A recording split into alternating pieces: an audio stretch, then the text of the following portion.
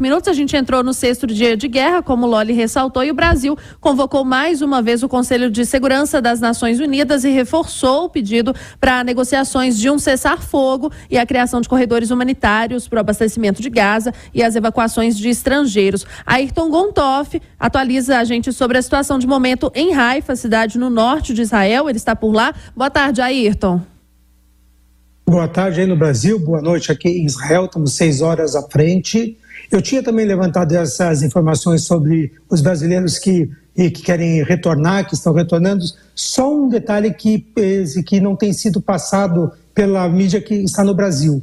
Desses 2.700 brasileiros que têm os seus nomes lá, uma boa parte não quer voltar. Colocaram os seus nomes por uma eventualidade, se piorar, se os mísseis começarem a ser jogados sobre as suas cidades, se acontecer um ataque mais intenso, eles voltarão.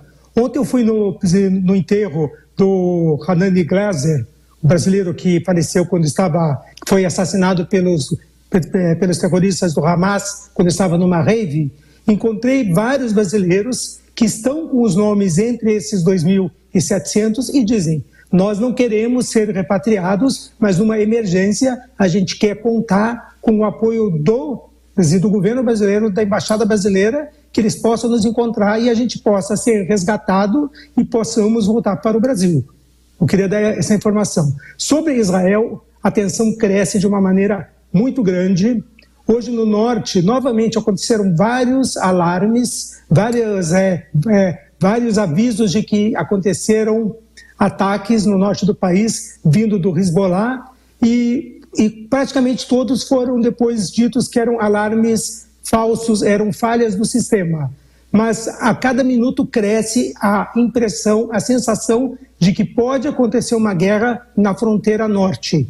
Devemos lembrar que o Hezbollah é muito mais forte do que o Hamas, tem muito mais armas e também combatentes mais experientes, por exemplo, que passaram anos e anos combatendo na Síria. É um momento muito tenso. No sul, hoje, soaram as sirenes muitas vezes, a população israelense está assustada, quase não sai às ruas, e na faixa de Gaza, toda a infraestrutura tem sido demolida.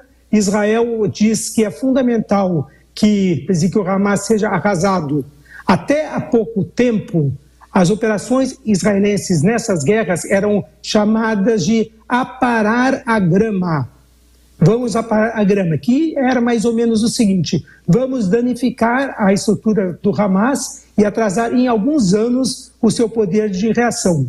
Dessa vez, o que eles dizem é: vamos tirar a grama, aparar a grama, arrancar as raízes, vamos mudar o cenário do Oriente Médio e destruir para sempre o Hamas. A situação é dramática.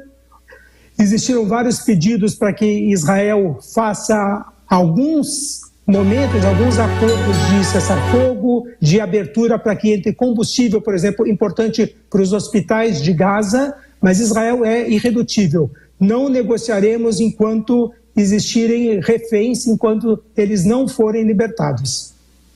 Ayrton, a guerra começou no sábado e, portanto, amanhã é a primeira sexta-feira onde estaremos nesse contexto do conflito. E a gente sabe que a sexta-feira é muito importante para algumas religiões aí no Oriente Médio. Se no Brasil é o domingo, que é importante para as religiões católicas, para o cristianismo de uma forma geral, a sexta-feira é o dia-chave para muitas religiões por aí. Qual que é a expectativa para amanhã, para essa sexta-feira? Deve ter algo diferente?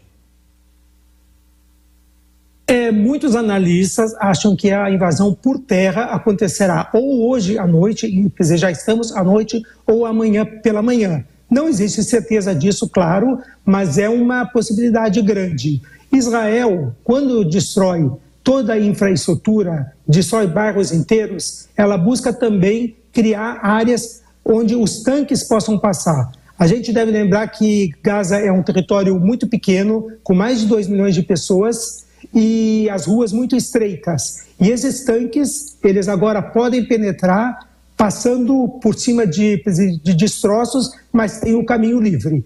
Existe também aqui uma uma tristeza e uma sensação de impotência, até nas pessoas que sempre foram pacifistas.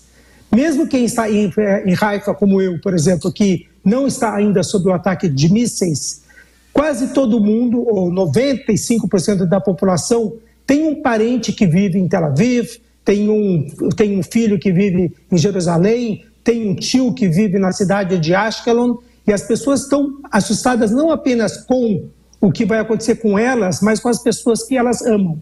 Outro fator, existem mais de 300 mil reservistas dentro, que foram chamados recentemente. Alguns números falam em 360 mil, mas não se tem certeza. Então, existem, por exemplo, no prédio onde eu moro, eu tenho vários vizinhos que apenas as mães estão em casa junto com as filhas, que os jovens de 18 a 21 anos já estão no exército normalmente e os maridos foram servir.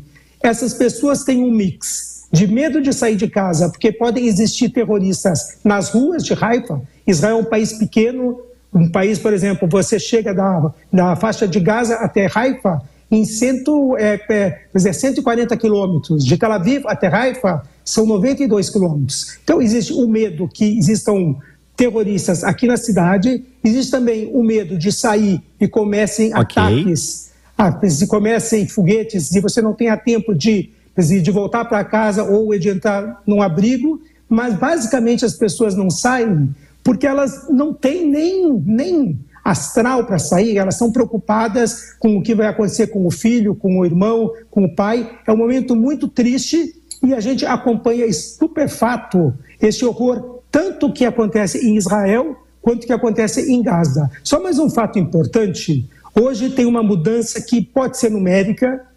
Os números, na verdade, eles não mostram o mais importante, que é cada vida humana que é devastada, mas hoje teve uma virada dos números. Pois o que é? Agora são 1.300 israelenses mortos e 1.400 palestinos. E Israel sabe que por mais legitimidade que ela tenha, por mais que os líderes mundiais tenham reconhecido o seu direito à defesa, quando começarem a aparecer, e vão aparecer cada vez mais, as cenas dos palestinos mortos, a opinião pública pode se voltar contra Israel. Então, há uma necessidade de ter uma ação rápida e definitiva.